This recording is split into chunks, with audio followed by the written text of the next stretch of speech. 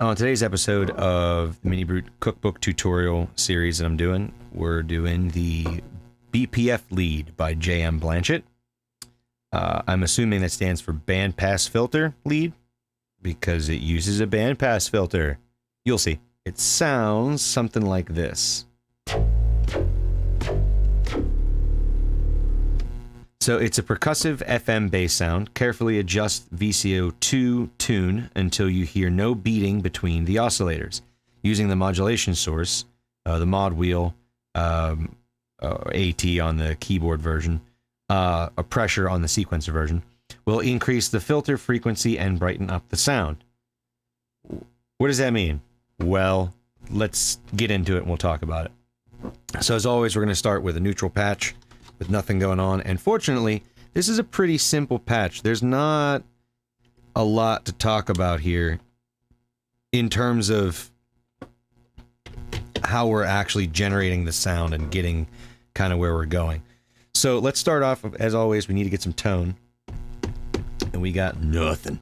So I'm just going to get the AD envelope out of the way. The decay is just for the, you know, the sound that comes through. So let's get our square and triangle oscillators up as per the recipe. You know, find a nice little mix that you like. There we go. So what we're going to do next, we're going to add a little bit of metalizer.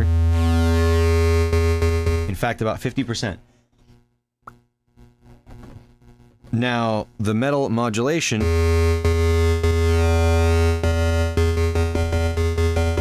can, of course, be added to the equation. However, we're not going to mess with that right now. You can if you want. However, for this sound, I didn't. So, I don't know. Experiment at your own risk with that one.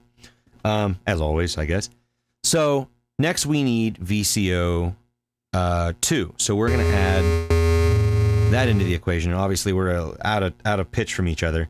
That's okay. We're gonna deal with this. Before we even add any FM, I found that getting the two oscillators tuned to each other so that there's no beating between the two of them before you add frequency modulation is the way to get the FM to sit pretty in the mix, sit right, okay? If you do it the other way around, if you try to add the FM first and then do the oscillators, you'll just be chasing your own tail the whole time. So I have mine set to all instead of fine, even though the recipe says fine. I find it easier to find this in all. So just give yourself some room to work, so to speak. And then I went an octave down. That's not what it said to do, but that's what I did and it worked. You could also, you know, put it in fine and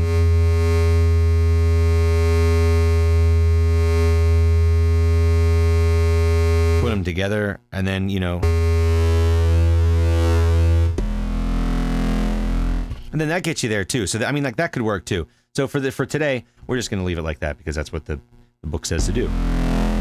So we'll bring oscillator 2. You know, I actually kind of like that a little bit better, to be honest with you. I really do.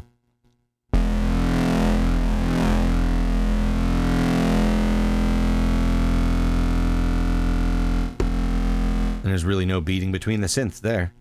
All right, cool. So the next thing we do is we start engaging this filter. Well, if we put the filter all the way where the cutoff says to do in the recipe, we lose it, right?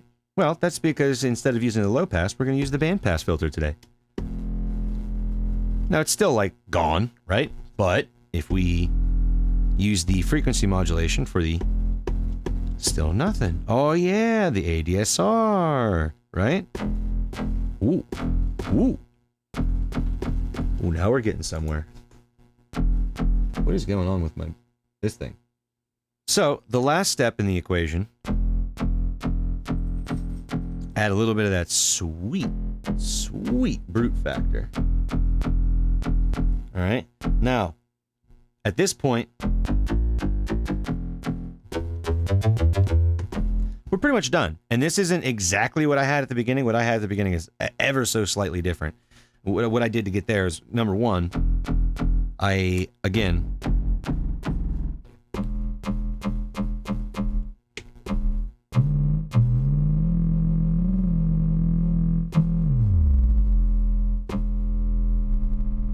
Well,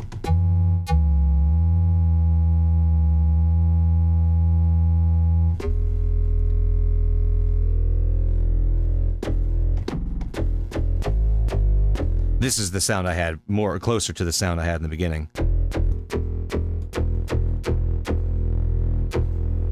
And I found that, as you can hear, switching between the different oscillator types on oscillator 2, the sine wave really does net the best results on this one. So, you know, go with the book on that one. It just seems to work out nicer, of course. So anyway, at this point, we basically have the sound. Oh, I missed one step. So the next thing that we can do to add a little bit of life to this sound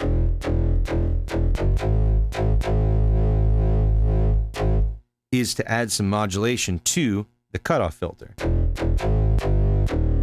Rather than letting it all be up to the filter, the envelope,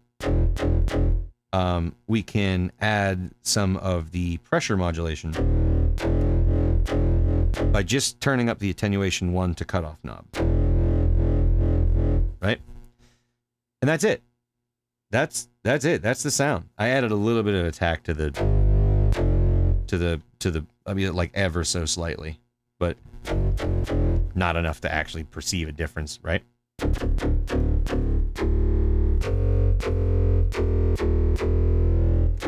So, experiment with the frequency modulation, experiment with the metalizer, you know, it doesn't prescribe any actual connections in the patch bay, but cat hair all over my synth.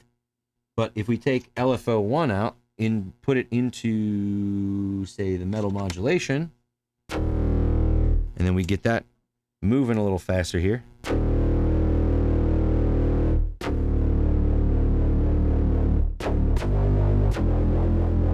Now all of a sudden you have a little bit of a D&B roller kind of a thing going.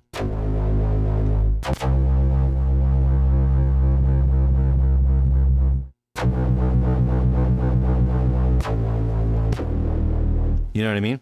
So just play around with stuff. Try doing different things. Try doing what you think might not work. Wouldn't kind of do the worky thing, but then it sometimes does kind of do the worky thing.